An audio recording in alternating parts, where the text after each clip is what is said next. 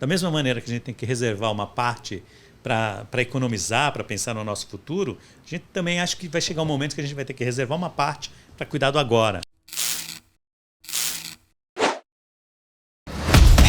Hello web, tudo azul por aí, sejam bem-vindos a mais um episódio do Aperte o Play. E hoje eu estou dizendo que o nosso episódio é um eclipse. Sabe aqueles encontros que acontecem eventualmente quando os astros se alinham? Então, os astros se alinharam, porque eu estou recebendo aqui um cara muito importante na minha carreira. E se ele ainda não foi importante na sua carreira, é porque você não leu o livro dele, não entrou em contato com os conteúdos dele, porque uma vez que você fizer isso, será importante para a sua carreira também. Luiz França! Cara, primeiro eu quero agradecer. Eu sei que você tá numa visita assim, meteórica aqui, voltou pro Brasil, veio lançar o seu livro. Já vou deixar aqui, pra vocês verem aqui, Cultura de Confiança de Luiz França. Obrigado por aceitar vir aqui bater esse papo comigo. Cara, tava com saudade e quero saber tudo, como tá a sua vida. Quero que hoje todo mundo aqui, se for um papo de comadre aqui, me perdoem, porque eu tenho muito assunto com o Luiz França. Obrigado, cara, por aceitar. Lucas, eu tenho que agradecer, cara. Você sabe o quanto eu gosto de você, o quanto você representa energia para minha vida. Que bom. As nossas conversas são sempre muito construtivas e eu fico muito feliz que você tenha esse Aperte o Play para que as pessoas possam beber desse conteúdo, né? Porque você tem muita coisa para levar e você inspira pessoas a trazerem o melhor deles também. Então vai ser muito legal o nosso bate-papo aqui hoje. Vamos lá. Vamos nessa. Eu queria começar, vamos dar uma volta no tempo. Eu sei um pouquinho da sua formação, inclusive, uma coisa, viu, gente? França, há muitos anos atrás, na velha Bahia, foi meu líder. Então, assim, sabe quando a gente chega... e tem umas histórias engraçadas, Franças, porque eu tinha um problema com o inglês. E você me entrevistou em inglês. Foi. Cara, você me entrevistou na fábrica em inglês. E eu tinha tido, no passado, um problema com o inglês quando eu fui ser entrevistado a um trabalho na Ford. E você foi líder da Ford. Então, quando eu fui pesquisar antes de ser entrevistado por você, eu pensei, meu Deus, é karma. Tá tudo conectado. O cara foi da Ford, eu tive problema numa entrevista na Ford. Mas me conta um pouquinho, você trabalhou durante muitos anos na Ford, depois você foi circulando em algumas indústrias, né? E foi aí que você foi consolidando a sua trajetória no universo de pessoas? E é verdade. De fato, eu não comecei minha carreira exatamente no universo de pessoas. Comecei minha carreira no financeiro, no mercado financeiro, trabalhando em bancos. Mas depois desse período eu resolvi fazer alguns investimentos e não deram muito certo lá no começo. Era muito jovem, essas coisas todas. Não tinha ainda maturidade para poder fazer os movimentos que eu queria fazer. E aí eu tive que recomeçar, porque eu fui realmente lá no, sabe, na lama mesmo, lá no fundo do poço.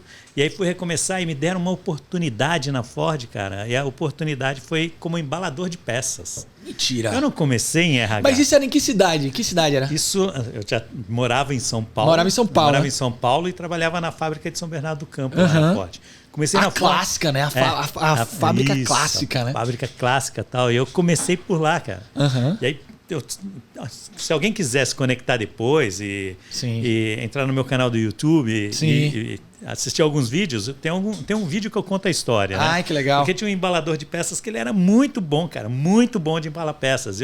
Para tornar o meu dia divertido, porque eu olhava para ele e ele estava sempre sorrindo. Né? Falei, esse negócio aqui, peça, alguma coisa tem que ser de diferente.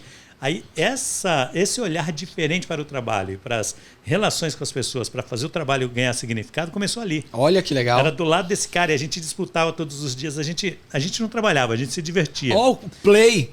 Tá vendo aí? É o play, exatamente o play. E aí, cara, eu sei que foi passando o tempo e, cara, foi aparecendo o meu destaque para outras pessoas. Ele não teve o destaque antes de mim, apesar dele sempre embalar melhor do que eu, né? As peças, o nome dele é Giba, né? Giba, um abraço pro Giba. Um abraço pro Giba. E aí, só que ele tinha um detalhe, ele também me ensinou sobre diversidade. O cara era cego. Uau! E aí eu tava ali na disputa com ele e tal, ele era cego e ele via o mundo. Que demais! Ele via o mundo através das minhas histórias. E acho que isso foi fazendo a minha formação naquele começo. E você é formado em psicologia? Formado em psicologia. Você já era... Não, cara. Olha só que coisa louca. Eu fui para psicologia depois, né?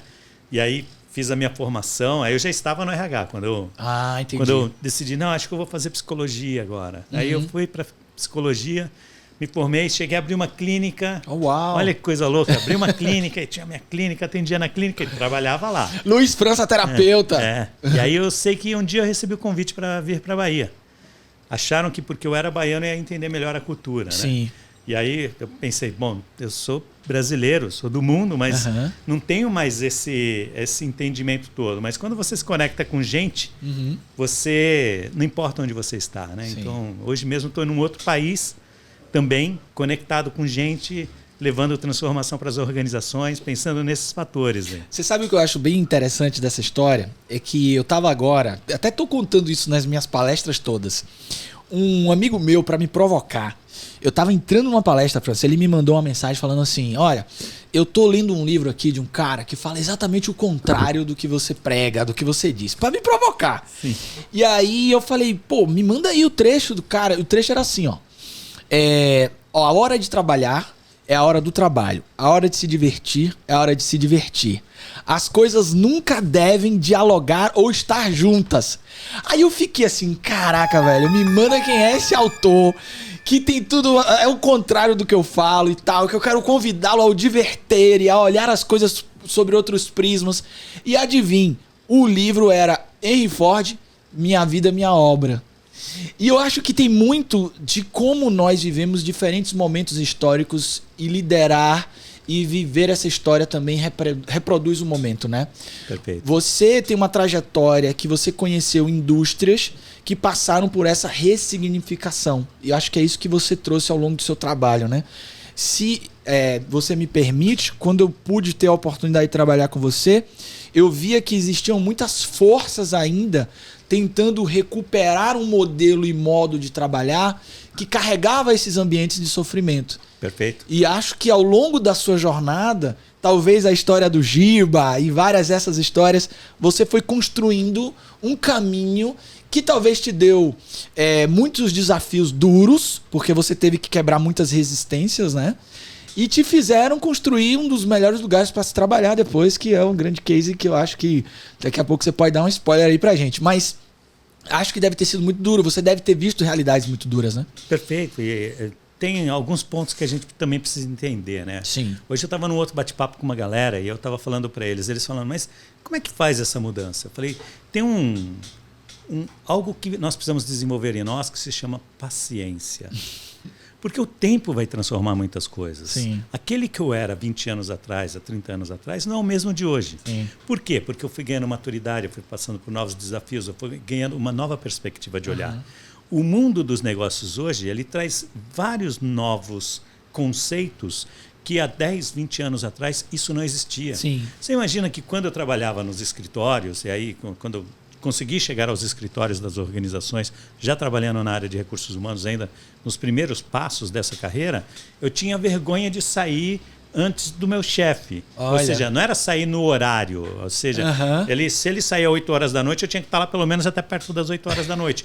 Porque naquela época, o que era comprometimento? Era tempo. Sim. Cara, os caras dedicavam tempo, e não importa se ele estava presente ou não, se ele estava dando resultado ou não. Até hoje, muitas organizações ainda controlam o tempo. Porque nós ainda estamos num processo de evolução. Né? Evolução humana. Se a gente fizer os comparativos de 100 anos, 200, 500, 10 anos, 1 ano, a gente vai percebendo essa nuance do progresso, que acontece comigo e com você e com todas as pessoas. Sim. O que eu costumo recomendar para as pessoas é, não guardem as fotografias velhas. Aquele que esteve com você há algum tempo atrás, não olhe da mesma forma. Sim. Porque ele passou por processos de desenvolvimento e formação que talvez você não consiga imaginar. Se reencontre de novo como se fosse uma nova... faça o reencontro com ele como se fosse uma nova pessoa. Você sempre vai se surpreender com isso. Sim. Porque é assim, eu não consigo ser o mesmo cara que eu era ontem, há uma semana atrás. E a gente precisa ter essa consciência, né? Abrir essa consciência. Então, como é que a gente evolui dentro de uma organização? Você precisa ter paciência. Quando eu comecei nesse case da Cortsa para fazer a transformar no melhor, que foi o melhor lugar para trabalhar durante 2 anos, pelo exame e pela UOL, cara, é incrível isso. Mas para chegar naquele ponto, a gente tinha 16% de engajamento. Essa trajetória No primeiro ano, nos primeiros 6 meses, a primeira coisa que dá a sensação em você, a vontade em você é: eu vou me mandar daqui. Vou me embora. Isso daqui é um inferno, cara. Mas se eu tivesse abandonado naquele momento, eu não teria chegado ao momento que eu estou vivendo hoje, aqui com você, a gente falando sobre essas coisas. Então, na vida, a gente precisa ter esse entendimento. Sim. Porque se tem algo muito complexo na sua frente, resolva. Resolva. Não fuja dele, resolva. A pergunta é: como é que eu posso resolver? Como é que eu posso aprender para ser um ser humano melhor para lidar com essa situação? Sim. Isso vai mudando tudo, né? Que maravilha. Então, os gestores que nós temos hoje, eles não fazem do jeito que fazem, que pode ser um jeito diferente do meu. Sim. Porque eles entendem que o meu é errado, o deles é errado. Não, é o nível de consciência que eles estão hoje. Não estou querendo ser melhor ou pior do que ninguém. E a forma como aprenderam também, né? Aprenderam assim. Então, cara, eu fazia brincadeiras na minha adolescência que hoje isso não seria... Né? Não cabe. Mas aí que tá. A minha dúvida é: vivemos uma evolução ou você, com essa visão cosmopolita, já percebeu que vivemos uma revolução? Porque eu acho que há uma aceleração desse processo. Meio que há rachaduras profundas nas bases, o que nos dá a oportunidade de um convite maior. Por exemplo, me parece que no passado as instituições ditavam muito essas regras, né? Os modelos coercitivos, comando e controle. Mas agora, França, veja, não parece que a sociedade cobra das instituições? Perfeito. Aí eu tenho uma coisa para te falar, até para diferenciar o que é evolução, o que é revolução dentro desse contexto. A evolução parte do indivíduo. Sim. Você não evolui como sociedade. Cada indivíduo evolui, ele se torna um cara melhor. Perfeito. A revolução, como é que ela acontece? Ela acontece na hora que você combina os indivíduos e traz para um contexto social. É isso aí. Aí isso faz a grande diferença, porque isso dá massa. Então, no começo, as pessoas começam a dizem para você: não, isso não está acontecendo. Aí eu digo: só tenha paciência. Porque na hora que nós fizermos uma massa transformadora, por exemplo, o tema inclusão e diversidade. Vamos falar de inclusão e diversidade. Alguns anos atrás, eu tinha ainda dentro dos escritórios brincadeiras extremamente, não quero nem dar nome para essas brincadeiras, tá certo? Há uns 5 anos atrás, 6 anos atrás, 4 anos atrás. O que acontece? Na hora que você vai ampliando a consciência, eu sempre digo o seguinte: o mal não consegue se sobrepor ao bem, ele se envergonha. Você entende o que eu estou dizendo? Claro. Aí chega uma hora que você cria uma massa, e essa pequena massa, não estou dizendo a massa do todo, não estou falando de 50%. Os outros vão se envergonhar de se encontrar com esses. E aí você começa a fazer o processo da transformação cultural. Aí a revolução acontece. Exatamente, que legal. E aí, acompanhando como espectador da sua trajetória, você que teve a oportunidade de circular em diferentes segmentos, né? Então você trabalhou em automobilística, você trabalhou em química, é química ou petroquímica? Papel e celulose, mineração. Então você deve ter visto várias histórias de como o fundamento da relação das pessoas com o trabalho e como o ato de liderar também foi sendo moldado nas diferentes indústrias, né? Perfeito. Você acha que isso também balizou, trouxe para você as bases de como você faz seu trabalho, de como você promoveu as mudanças lá na Cortsa? Sim. E é muito interessante que algumas pessoas falam para mim assim: mas tem outros fatores que estão colaborando, por exemplo, a liderança tóxica. Aí eu digo: eu entendo a liderança tóxica, eu não admito a liderança tóxica, mas ela serviu para me ensinar o outro lado. Sim. Você não consegue enxergar o claro sem o escuro, né? o escuro, sem olhar para o escuro. Você não consegue enxergar o bem sem enxergar o mal. Então, um dia foi desse jeito, mas no dia que eu tomei consciência, isso mudou. Eu faço alguns exemplos, por exemplo, a minha história do bom dia, né? Que todo mundo dá bom dia por educação e obrigação. Sim. Porque nós aprendemos a dar bom dia assim. Éramos crianças e os pais nos obrigavam a dizer bom dia. Nos diziam que era um ato de educação. Sim. Quando, de fato, a palavra bom dia não é bem isso. A palavra bom dia é um desejo para que o seu dia seja magnífico. Na hora que eu coloco essa energia na palavra, muda tudo. Sim. E tem muitas palavras que a gente fala e repete, porque a gente olha nos dicionários e tem lá as descrições nos dicionários, a gente não sabe qual foi a origem, por que elas surgiram. Né? Eu estava brincando com algumas pessoas falando de algumas dessas palavras. Uma delas foi economia. Economia nasceu de organizar o lar. Sim. Ok? Nasceu dali. Hoje a gente tem várias outras coisas, o sistema não sei o quê. Não, nasceu de como trazer a ordem para o lar, para o seu ambiente, para o seu entorno. Então, quando eu falo de desenvolver a economia, como é que eu desenvolvo a economia naquilo que o meu braço alcança primeiro, tá certo? Como a gente fala de educação, a origem da educação, sim, você pode ter várias definições, mas a origem da palavra educação vem do quê? Vem de nutrir, de despertar o outro para que ele possa ser melhor. Na hora que a gente olha para essas coisas com essa nova energia, a sua palavra também ganha uma nova conotação. Que legal. Mas isso a gente vai ampliando aos poucos. Né? Não consigo ser esse cara lá atrás. Né? E uma coisa, você falou sobre ter paciência. A maturidade também influenciou isso? Quando você era mais jovem, essa paciência? Porque assim, ó, primeiro que você passou por uma história que eu acredito que deva ter passado, porque mesmo eu, sendo de uma outra geração um pouquinho, eu fui seu liderado, a gente passava por isso, que eram as resistências às atividades do RH. Então era meio que de duas uma, ou o RH ia trazer mais uma burocracia, ou existia uma grande luta de poder, porque é diferente. Hoje o RH está na crista da onda, surfando, e quem não souber abraçar isso está perdendo, mas existiu a época em que qualquer iniciativa não era bem vista, e era principalmente no que vinha de bem-estar, e esses elementos eram como se fossem perfumarias. Como foi esse desenvolvimento de paciência? Não é? E certamente faltou muita paciência nessa história toda, né? Como foi construir Quanto mais essa energia paciência? você tem, mais difícil é. Aí eu costumo dizer assim, cara, tem coisas que eu sei hoje, pô, por que não me contaram 20 anos atrás? Porque tinha muita briga de poder também, né? Porque eu também não conseguiria entender. Entendi. Talvez o modelo de negócios daquela época daria menos oportunidade para mim. Sim. Hoje você tem mais pessoas falando, então você ganha voz. Esse é um dos pontos. O segundo ponto é que durante muito tempo o RH ficou com aquela história do RH estratégico. Eu digo que não é a mesa da presidência que te torna estratégico, é a sua consciência. Sim. Então não adianta você ir para a mesa da presidência e continuar repetindo frases como cortar cabeças, vamos... sabe, coisas nesse sentido. Né? A gente precisa contratar. Um dia desses eu estava falando com uma pessoa, ele falou assim: não, mas quando eu contrato alguém, a pessoa precisa ter sangue no olho. Eu falo, opa. Eu fico imaginando uma fábrica onde está todo mundo com o olho sangrando, né? Então, ô, França, desculpe te interromper, mas eu lembrei agora de uma empresa que eu fui visitar. Não vou citar. O pilar cultural era paranoia pelo resultado. Tipo, já estava adoecida no valor cultural. No valor. E você sabe que empresas como a Enron, que desapareceu do mapa com um problema ético aí que deixou marcas na história das organizações, mudou os processos de compliance das organizações depois desse case. Essas empresas têm lá na sua escala de valores orientação para resultados. E se a orientação para resultados vem antes da ética, vem antes do respeito ao ser humano, entre outras coisas, então você sempre vai justificar que você está seguindo o valor da empresa. E pode fazer coisas que são assim, destruidoras dentro de uma organização. O que está ocorrendo hoje é que a gente está com um olhar melhor para essas coisas.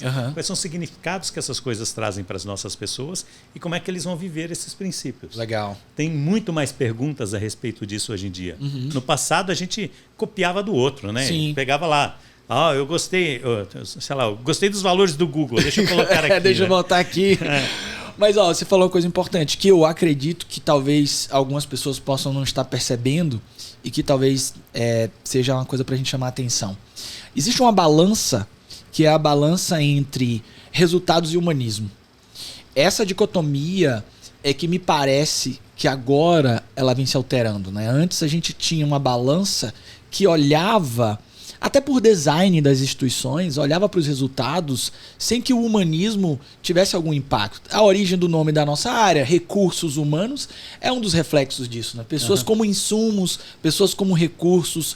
Mas hoje me parece que há um contrapeso, e não é um contrapeso qualquer. A gente está vendo, por exemplo, grandes investidores que estão tomando decisões de investimento baseados nesse jogo. Então, olha, quero investir em empresas que sejam mais humanistas, que pensem no impacto nas pessoas. Você acha que há também uma alteração na forma de fazer negócio? Há uma alteração na forma de fazer negócio e há uma alteração no princípio. Sim. Que não é do equilíbrio. É o princípio da harmonia. Legal. Harmonia gera movimento. Perfeito. Então, às vezes... Não vai haver um equilíbrio perfeito. Você vai precisar se orientar um pouquinho mais para os resultados. Outros você vai precisar orientar um pouquinho mais para a humanização. Sim. Porque ainda tem uma galera que está, agora é só propósito, agora é só isso, só aquilo, mas peraí, você tem a gestão para fazer. Exato. Você tem que fazer as coisas acontecer. Então não é sobre um ou outro, e sim o humano e o resultado, os processos trabalhando juntos. Ai, que legal. Como é que você harmoniza isso? E que não é fácil, né? Que não é fácil. Tanto que a gente, durante muitos anos, nós falamos de qualidade de vida, dando recortes, ou seja, 8 horas para trabalhar, 8 horas para malhar e 8 horas para dormir, sei lá, alguma coisa nesse sentido. Isso é realmente um processo do modelo balança, porque a gente tem esse... O nosso modelo mental sempre acompanha as 24 horas, sempre tenta transformar isso em uma forma de você fatiar. Sim. Só que a sociedade está começando a entender que não é mais dessa maneira. Você precisa harmonizar o trabalho. Sim. Porque não tem problema eu estar no meu trabalho e harmonizar com alguma atividade da minha vida pessoal. E depois também fazer o mesmo ao contrário. Perfeito. Eu não posso perder a harmonia. Ok? Sim. Depois de harmonizar, você pode até pensar em buscar alternativas para equilíbrio. Cara, eu acho que você traz esse elemento que é tão importante e que talvez isso tenha sido um desafio na sua trajetória, porque você também vem de uma área que não consegue adaptar todas essas lógicas que chegam da forma como elas chegam, que é a indústria, né? A gente está vendo, por exemplo, agora um debate sobre redução de um dia da semana, né? Trabalho a semana de 4 dias. Mas em um ambiente que trabalha 24/7, esse debate não é bem assim.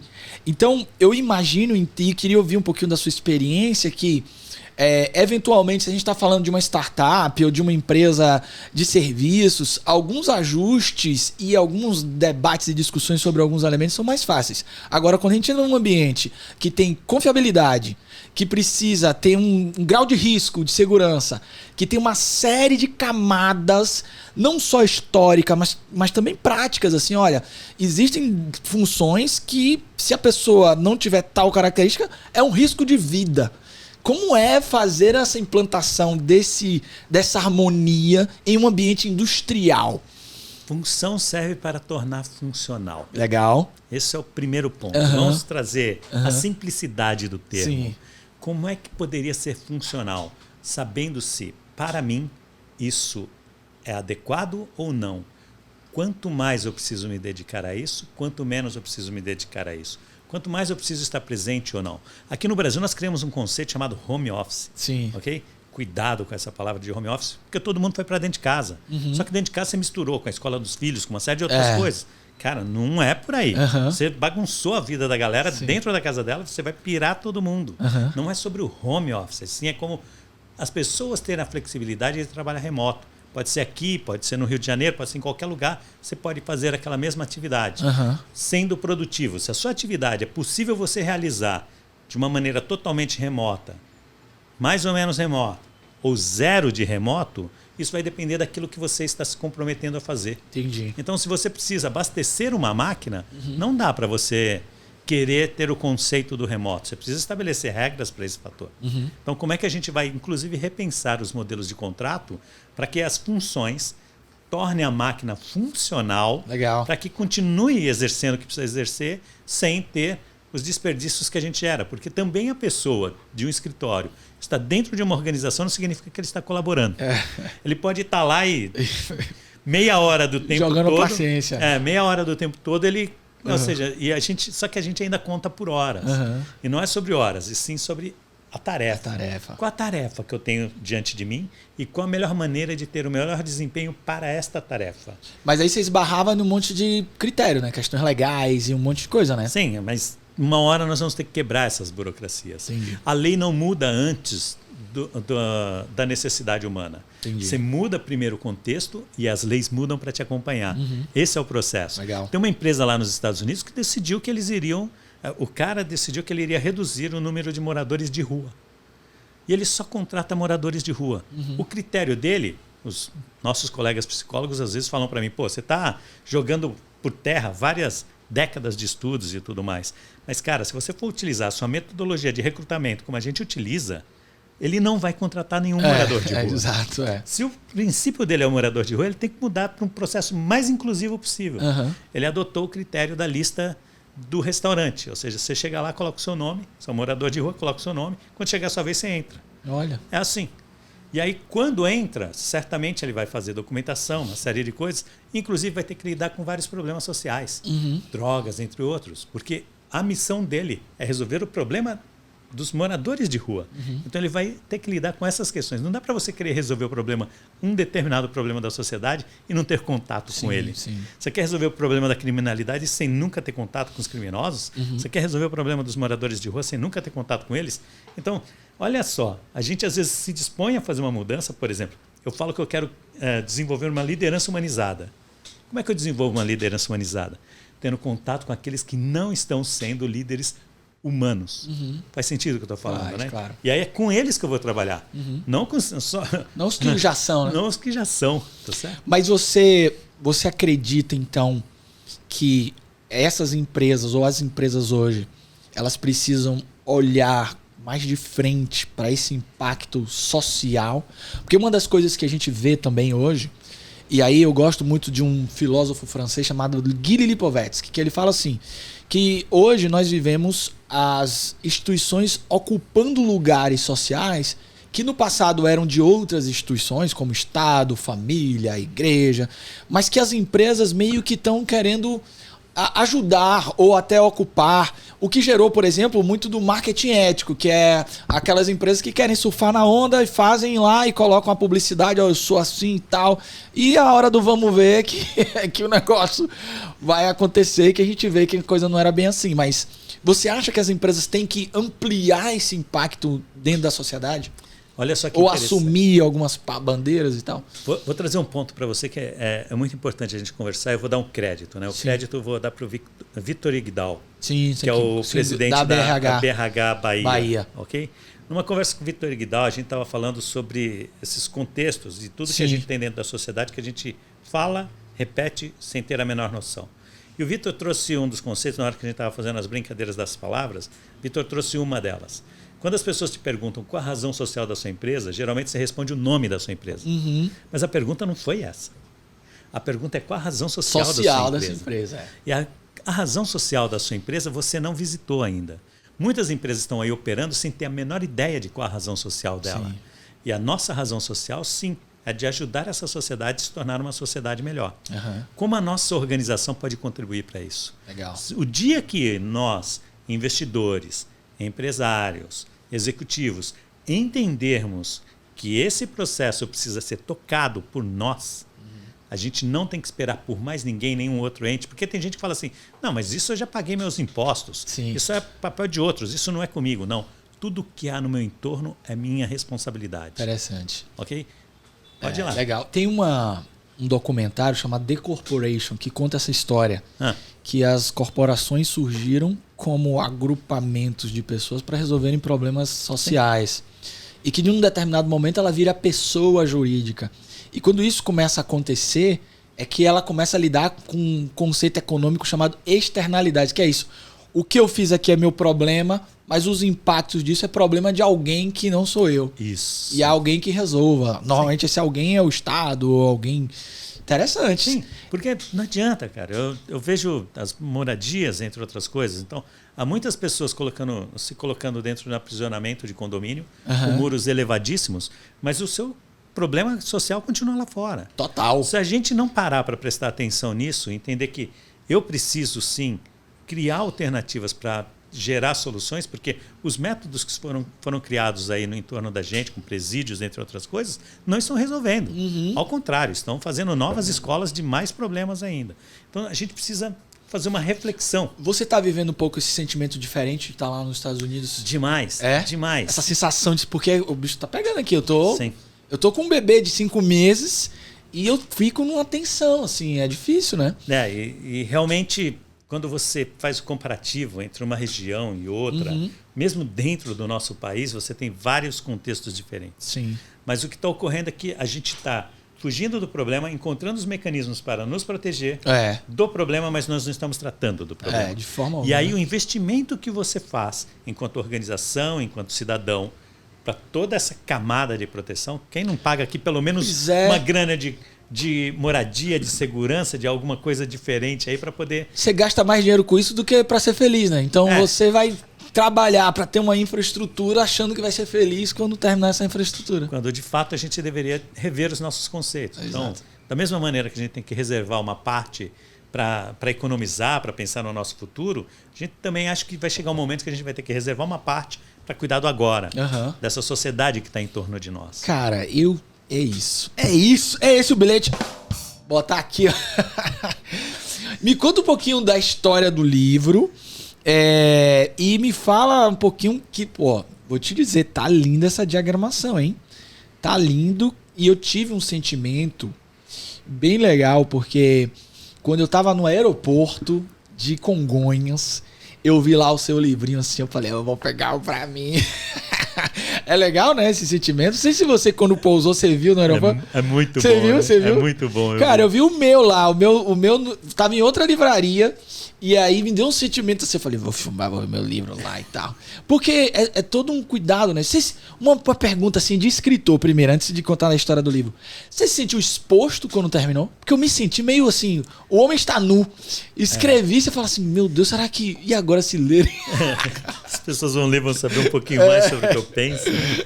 É muito interessante. Eu nunca tinha parado para pensar nesse sentimento, mas você falando sobre ele me faz refletir, que é verdade. Quando eu terminei, foi assim... E agora? Vou mostrar isso para as pessoas, né? Será que não vão rir de mim? Mas uma coisa que ocorre, assim, é que as pessoas vão lendo, né? Tem uma galera assim, comprou no lançamento, aí daqui a uns meses você vai ver, vai aparecer assim, falando, pô, tô lendo e tal. E assim, o seu livro tem várias coisas legais na diagramação, né? Porque foi bem cuidadoso, né? E ele tem aqui várias marcações legais. Tem tiradas aqui de frases. Muito parabéns, viu? Tá muito bonito. Muito bonito. Me conta um pouquinho dessa história. A história é muito boa. O Cultura de Confiança ele nasceu com o objetivo de dizer como é que a gente faz essa transformação. Né? Quais são os principais elementos. E aí eu trago dentro dele alguns princípios que são muito importantes. Sim.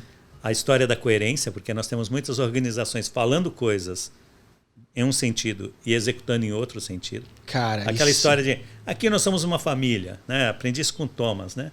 Aqui nós somos uma família. E na hora que baixa a primeira crise, bota uns filhos para a rua, não. Eu não acredito que isso é uma família, né?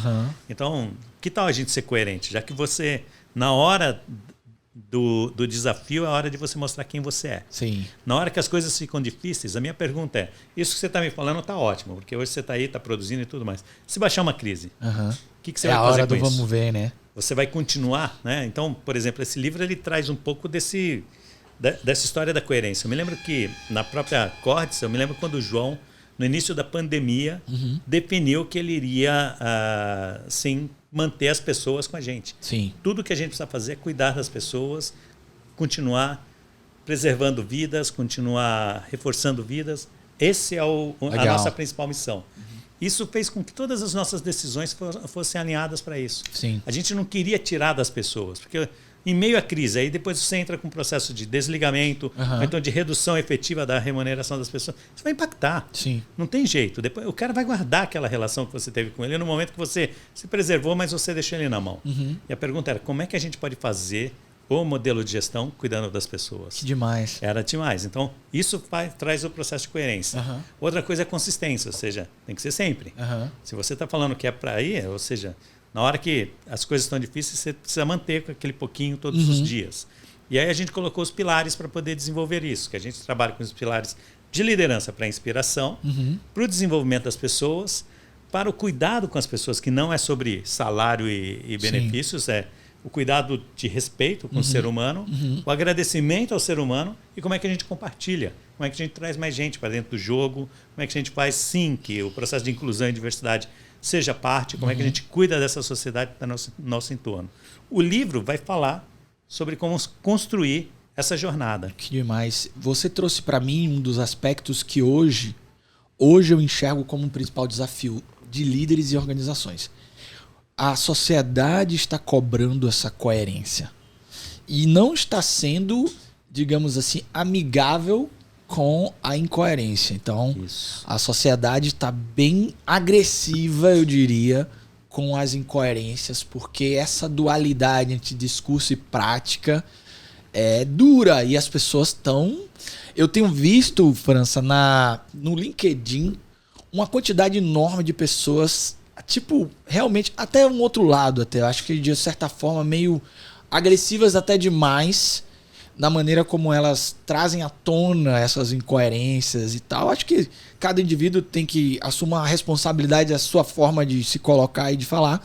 Mas eu percebo que isso vem sendo chancelado de uma maneira assim, viraliza, né? A pessoa bota lá, ó, a empresa aqui dizia que falava de bem. E assim, acredito que isso é desafiador por várias questões. Uma delas é que, ao mesmo tempo, quando a gente levanta algumas pautas e bandeiras, a gente se torna vulnerável também. Perfeito. Então nós vamos ser coerentes, mas vamos viver ambiguidades, né? Sim. Porque a gente não vai acertar sempre, né? Perfeito. A operação aqui do Brasil Sim. tem mais de 92% de índice de felicidade. Uhum. Isso é muito bacana. Muito. Mas eu também tenho um 8% que não é. Uhum. E não é sobre sair caçando quem são esses 8% e falar, pula fora daqui. Uhum. Não é sobre isso, porque se você fizer dessa maneira, você vai perder os outros 92%. Isso. De fato, é sobre o que você vai entender sobre essas pessoas, porque sempre, em tudo que você fizer, não é sobre aquilo que eu te concedo, e sim como você recebe aquilo que eu estou concedendo a você. Perfeito. Então, pode ser que eu faça... Tem momentos que eu vou lá fazer um projeto muito legal, e aí pode ter alguém que vai falar assim, só está querendo comprar a gente, ok? Com essa conversa, tal, fazendo isso, só. Agora mesmo lá nos Estados Unidos, a gente está passando por uma situação nada comum, uma inflação de mais de 9%, quando a inflação historicamente variou entre 1,4% e 1,6%. Então as pessoas estão confusas em como lidar com isso. É bom porque brasileiro a gente já viveu e tudo mais. Mas aí, você já sabe como é o final do filme, né? E é verdade. Aí como é que a gente vai tomar as nossas decisões pensando em como cuidar das pessoas para orientá-los como lidar com esse contexto em suas vidas hoje. Sim. E como que os nossos recursos também serão colocados à disposição. É hora de colocar para frente quem você é. E para quem está começando, você acha o quê? Então a ideia é começar pequeno? Começar com iniciativas que você sabe que vão conseguir produzir consistência? Perfeito, porque é o seguinte, uma das nossas ações foi abrir a escutativa.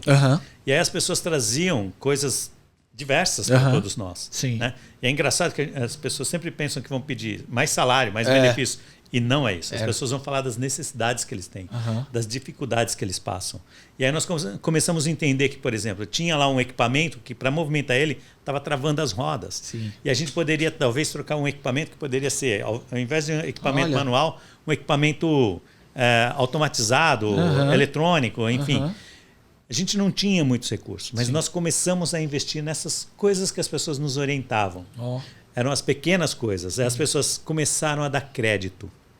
Porque a vida é de dar créditos. De credibilidade. Né? Trazer a credibilidade à tona. Então você começa fazendo pouco, porque você não pode muito, todo mundo sabe que você não pode muito. E aí você começa a fazer a transformação. Aí eles te ajudam mais, e aí você ganha mais recursos e você vai entregar mais. E precisa estar sempre atento a esse contexto. Porque é impressionante, porque para você melhorar uma questão de produtividade de uma fábrica, você vai muitos investimentos para melhorar 5%. Para melhorar a produtividade das pessoas, se você conquista o engajamento deles, você já pula para 30% da sua rentabilidade. Uau, é isso aí, né? Você pode virar o seu resultado. Não é o ativo lá das máquinas, né? As pessoas estão presentes, mas eles não estão dando o melhor de si. Porque eles não confiam em você. Eles não querem estar com você. Eles só estão ali para receber o deles no final do mês. Se você os trata com respeito, desenvolve essas pessoas e gera prosperidade para a vida delas, inclusive dando os recursos corretos para eles realizarem as atividades, eles vão retribuir. Sim. Todo mundo que recebe o bem quer devolver o bem. Perfeito. Então, leve para esses princípios naturais, básicos, comece de pouquinho. E aí um dia você vai fazer coisas grandiosas. Uma coisa que me chama a atenção é que o título do livro é Cultura de Confiança. E a produção de cultura é algo que leva tempo. Perfeito. E muitas vezes tem a ver com a maneira como os líderes decidem ao longo do tempo que são difundidas e observadas na empresa, né? Então, para você, o que é essa cultura de confiança? O que é uma cultura de confiança? Cultura vem do contexto da biologia. As células, precisam trabalhar em harmonia. Sim. Enquanto você não conseguir essa harmonia das células, cada um exercendo o seu papel, você não tem a sua cultura definida. Você pode ter uma cultura para A, cultura para B, cultura para C. Também faz parte do processo. E como é que você muda uma cultura? Quando você vai trazendo novos formatos para essas células que vão influenciando as outras para um novo formato de interagir.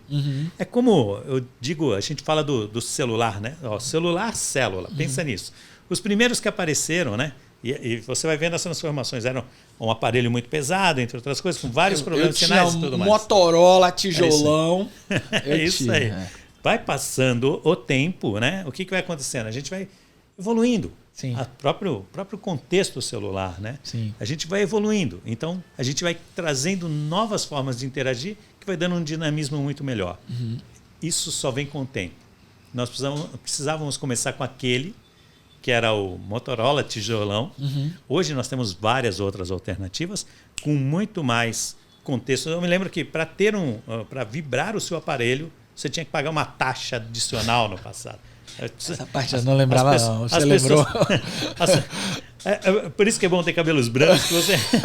Isso te otorga muitos conhecimentos. Né? Então, o ponto é o seguinte, cara. Você tem que ter a paciência para poder ter o processo evolutivo para chegar onde você quer. Sim. E a cultura você não transforma de um dia para o outro. Exato. Alguns executivos mandam os seus líderes para um seminário e querem no dia seguinte... Mágica. Tudo como mágica. Você tem que ter consciência de que o ser humano ele vai evoluir a partir dele próprio um pouquinho mais para o dia seguinte. O que você pode fazer é estimular para acelerar esse processo. Vai chegar mais rápido. Mas você precisa continuar o estímulo. Não é só ir lá, aplica uma injeção e o cara mudou e é um outro cara. Né? Uma injeção de ânimo que você dá nas pessoas, sai todo mundo uhul, e aí mudou tudo. Não, você precisa de um processo contínuo de formação. E as organizações ainda não entenderam isso. Ainda querem os resultados rápidos. Uma coisa que eu percebi na sua jornada e que me chamou muita atenção, que eu sempre quis te perguntar isso, aproveitar aqui o podcast, é que você, quando foi trabalhar na Cortsa, a Cortsa era uma empresa que já tinha uma história, mas ela não era tão vista dentro de um cenário comunitário, assim, da comunidade em geral.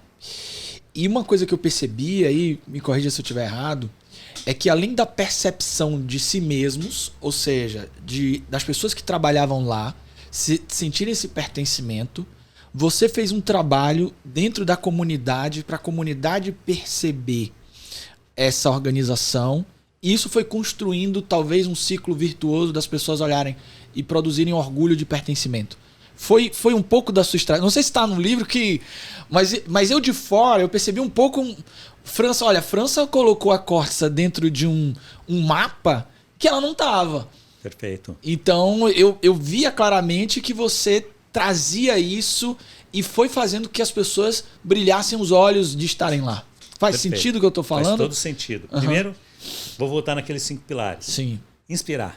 Sim. Se o líder não tem a capacidade de levar as pessoas a sonharem com um diferente amanhã, ele não consegue ser o líder. Ele pode ser um maravilhoso gestor, né? Mas isso não o otorga como líder. O segundo é desenvolver. Como é que ajuda as pessoas a terem a sensação de que eles estão progredindo, mesmo quando você não tem recurso nenhum. Sim. Então você precisa ajudar as pessoas a perceberem que eles estão caminhando. Hoje eles são melhores do que ontem. Isso dá um prazer enorme para a gente. Claro. O terceiro é cuidar, ou seja, as nossas relações precisam ser relações com respeito. Eu preciso, sim, ter cuidado com as pessoas que estão depositando um tempo da vida deles para estarem comigo todos os dias. Eu preciso pensar sobre isso. O quarto, voltando lá no processo, é o do agradecer. Eu preciso ajudar as pessoas a entenderem que até os momentos ruins nos desenvolvem, nos levam adiante. Então nós precisamos ser gratos, até quando alguma coisa sai fora dos trilhos, porque eu preciso entender o que tem de positivo nisso. E aí vem o quinto, que era compartilhar. Como é que eu levo isso para outras pessoas? Sim. Como é que eu levo para as famílias? Como é que eu levo para essa comunidade? Como é que eu vou levar esses fundamentos que nós temos aqui para mais longe? Entendi. E aí, na hora que você começa a fazer isso começa a voltar. Tudo que você entrega volta de alguma maneira para o seu processo. E as pessoas, sim, começam a ganhar mais... Autoestima mesmo. Autoestima, é verdade. Autoestima, eu faço parte disso. É pertencimento, né? Porque quando as pessoas respondem que ali é um excelente lugar para trabalhar, não é a empresa que responde. São as pessoas que respondem um questionário. E todo mundo se sente orgulhoso, né? E todo mundo, não, aqui é maravilhoso, aqui é maravilhoso. E aí as pessoas constroem o maravilhoso. Porque assim, exato. Não, eu falo pro pessoal, não adianta você ter as paredes coloridas se as pessoas estão cinza. Pô. Exatamente. Então você precisa ajudar o colorir das pessoas, né? E as pessoas tendem a manter aquilo que elas admiram, né? É verdade. Então, se ela tá lá e ela sente, olha os lugares que estamos ocupando. É isso mesmo. Cara, isso foi uma coisa muito interessante que eu percebi, assim. Foi incrível, parabéns, porque eu acho que outras organizações, se não se atentaram, isso é muito importante. Porque cria um orgulho de pertencer muito forte, né? Sim. Imagino que as pessoas devem agora parar os funcionários da Cortes lá num posto de gasolina para entregar o currículo, né? E é verdade. Começa a rolar isso, né? É verdade. Eu guardo comigo uma frase que foi publicada na revista Você S.A. E a frase eu falo exatamente disso, que você precisa ir além dos seus muros. Sim. Não é sobre o que você faz na sua empresa, mas sim o impacto que você causa além da sua empresa. Porque não é sobre melhorar a sua organização. Se você não melhorar o seu entorno, não adianta. Então, você vai lá e cuida do seu território, está tudo muito bem aqui, cheio de flores, mas no entorno está tudo destruído. Sim. Então, não vai ser próspero.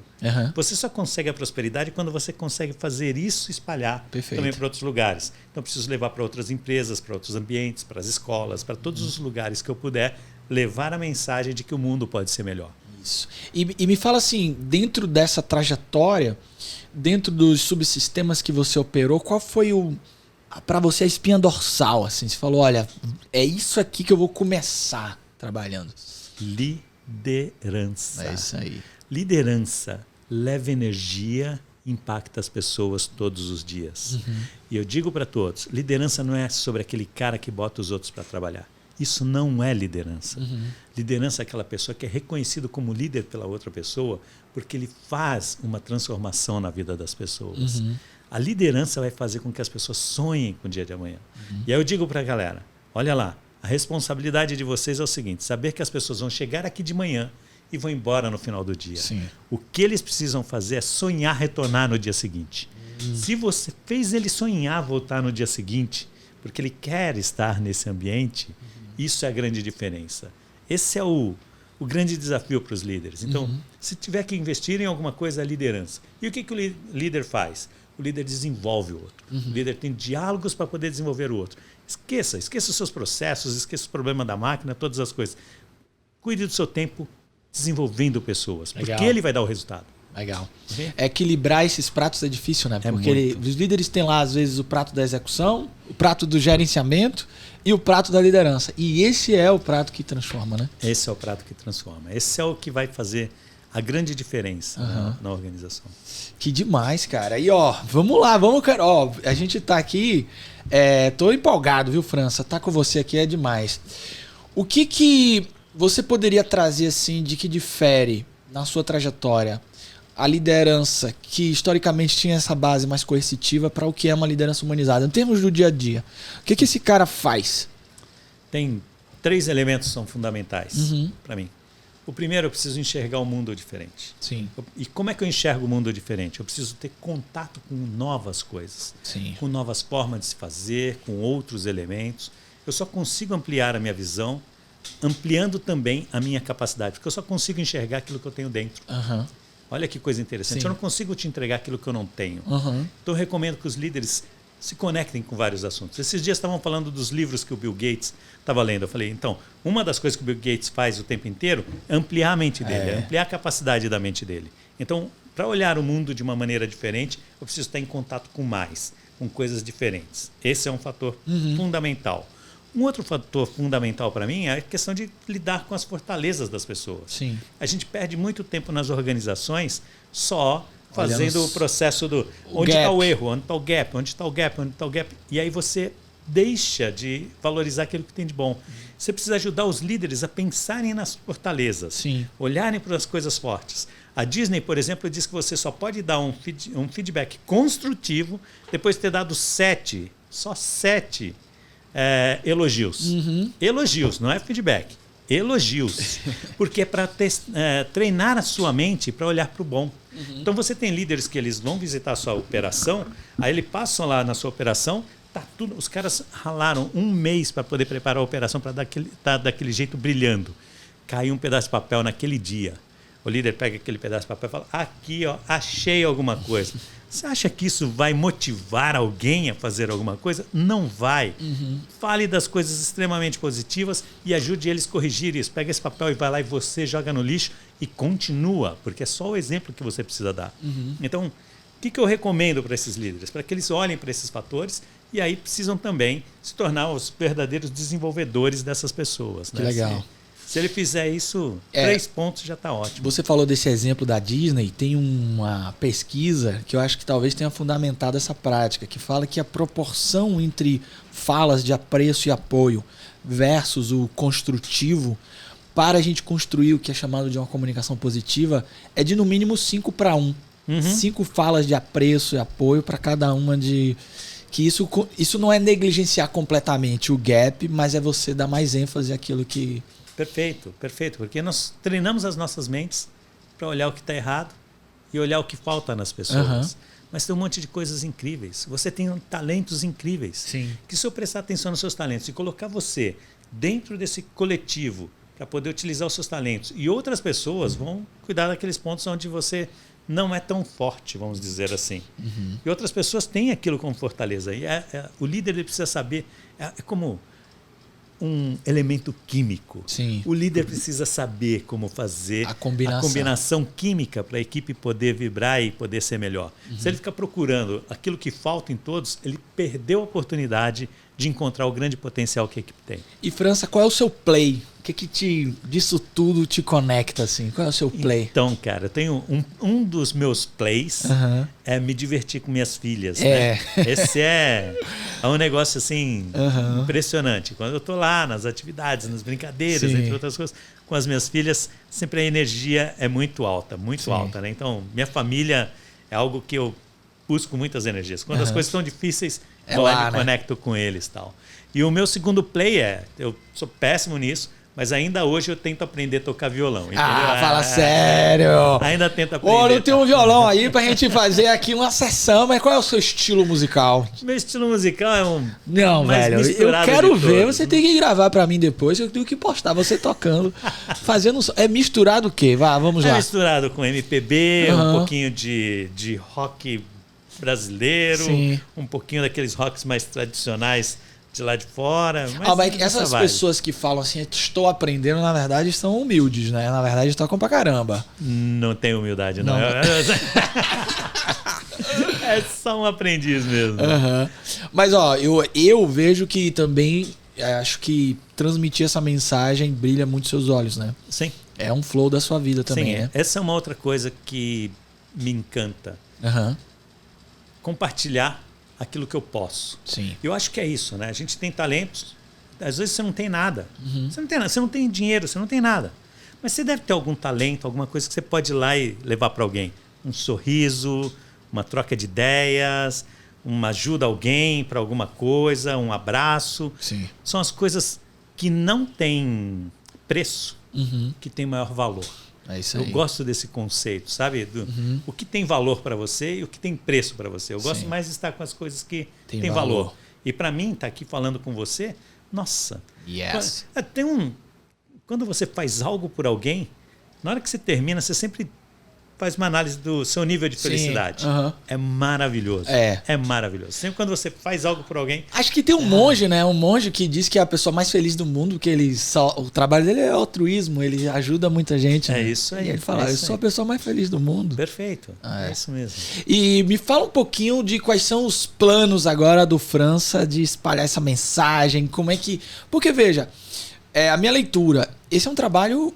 vivo que continua, né? Perfeito. Porque a gente está talvez contaminar mais organizações, talvez a gente nunca pare de construir essas lideranças positivas, porque a gente ainda vai viver muitas resistências, ainda vemos muitas pessoas tentando ressuscitar um taylorismo às avessas, mas ainda tem muita coisa, muita semente para ser plantada, hein, França? Perfeito. E eu não estou aqui para quebrar com teoria nenhuma. Acredito na evolução. Sim. Então, Taylor teve o momento dele, teve a fase dele. E aí você vem com todos os demais, sim, cada um no seu momento. Eu acho que ainda tem muitas coisas ainda para a gente poder progredir e evoluir. Sim. Hoje, minha missão é Tenho 6 fábricas lá nos Estados Unidos que eu preciso transformá-las para que eles tenham um ambiente maravilhoso para as pessoas. Sim. Isso gerar resultado lá também, para poder mostrar para o mundo que não é só uma coisa do Brasil. Sim. E sim é uma coisa que em qualquer lugar isso tem impacto significativo. Esse conceito da cultura de confiança pode ser aplicado em qualquer país do mundo. Cara, isso que vai demais. impactar muito bem. Eu tive a oportunidade de trabalhar com você numa empresa que tinha influência asiática. Você trabalhou em empresas com uma questão muito plural de culturas. Você vê que esse paradigma novo de um trabalho que produz significado, ele é global ou ele é mais forte em uma cultura ou outra? Ele é global e uma cultura ou outra tem mais dificuldade de dar os passos. Ah, entendi. Vamos entender assim, né? Por conta das crenças das culturais. Histórias, né? Das histórias, entre outros fatores. Em alguns mercados você tem o empreendedorismo e o protagonismo mais aguçado. Aqui no Brasil nós ainda temos o processo muito serviçal, vamos dizer assim. Sim. Que ainda acham que tem diferenciações, níveis, entre outros fatores. Né? Em outras culturas, em outras sociedades, por exemplo, lá nos países nórdicos, essa distância é menor. E aí você vai lá para os países asiáticos, você tem ainda alguns países que têm condições mais precárias, e aí você precisa da hierarquia para poder manter o sistema. Mas em todos os lugares do mundo, as pessoas querem encontrar significado para aquilo que fazem. Sim, isso aí. Isso. Uau! Aqui a gente tem nossa própria audiência. Cara, ó, já tem quase 1 hora de conversa. Eu entrei em flow aqui, França. Maravilhoso. Eu entrei em flow. Ó, se a galera quiser comprar o seu livro, como é que fazem para comprar? Cultura de Confiança, onde é que elas acham? É muito fácil. Algumas livrarias, como a Livraria da Vila, eu tenho também a Livraria Leitura, Sim. tem a Martins Fontes, tenho a própria Amazon, que a Amazon também está espalhada em tudo quanto é lugar. Você entra lá fazer uma pesquisa, está lá pelo Kindle, também tem em cópia física. Esse é um dos caminhos aí para poder encontrar esse livro. E para as pessoas se conectarem com você tem um canal no YouTube também, né? Eu tenho um canal no YouTube, não é aquele canal maravilhoso, mas tem uns conteúdos muito interessantes. Sim, Aquilo que eu coloco lá de tempos em tempos, sim, é de muito valor. E o canal no YouTube é Luiz Franca LF Inc. Oxe, por que LF Inc, né? Porque o Luiz França que tem no YouTube é um cearense que conta piada muito melhor do que eu, faz todo mundo rir.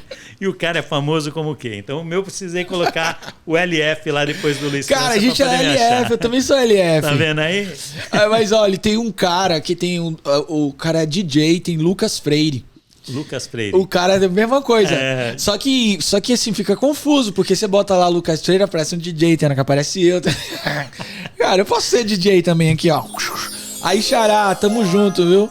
Na discotecagem. É isso aí. Eu também tô lá no Instagram, com L Franca Oficial. Se alguém quiser também lá no Instagram, também tem bastante conteúdo. Cara, parabéns pelo livro. Eu acho que a gente tá escrevendo a lápis o que são as teorias e filosofias de liderança positiva que o mundo precisa hoje.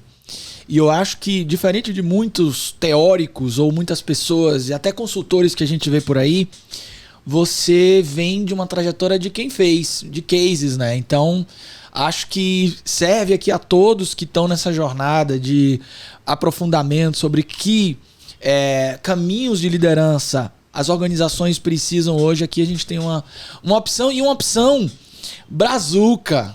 Então eu acho que isso é uma coisa que a gente às vezes não para. Você sabe, França, eu tô escrevendo sobre isso, porque a gente precisa não só importar conceitos, a gente precisa produzir os nossos conceitos. Perfeito. Existem particularidades muito locais também que a gente precisa trazer à tona, que eu tenho certeza que você deve ter colocado com muito carinho aqui, porque é da sua trajetória, da sua jornada. Então, parabéns, cara. E obrigado mais uma vez por estar aqui no Aperte o Play comigo. É isso aí. Hello, Web. Peraí, França. Quer deixar uma última mensagem pra alguém? Porque fica à vontade, esse eclipse, antes de se desfazer, deixa sua mensagem pra quem tá ali nos assistindo. Cara, eu acho que a única mensagem importante que eu quero deixar para a sua audiência é que acreditem e continuem, não parem, porque a transformação ela não acontece em um só dia. Isso. Há muitos ambientes empresariais que a gente pode até entender como não adequado para o que eu quero hoje, mas isso não significa que eu tenho que abandoná-lo. Isso significa que eu posso transformá-lo naquilo que eu quero para o amanhã. Então, nós precisamos colocar muito suor, muita dedicação, muito coração, e a transformação vai acontecer. É isso aí. Meus amigos, é com essa mensagem positiva que nutre a nossa esperança, que nos convida à transformação, que eu deixo vocês agora. Compartilhem esse podcast com quem vocês acharem que pode ser impactado por isso. Não deixe de se inscrever no canal, deixe o seu comentário aqui. Um abraço e vejo vocês na próxima. Valeu! Fui!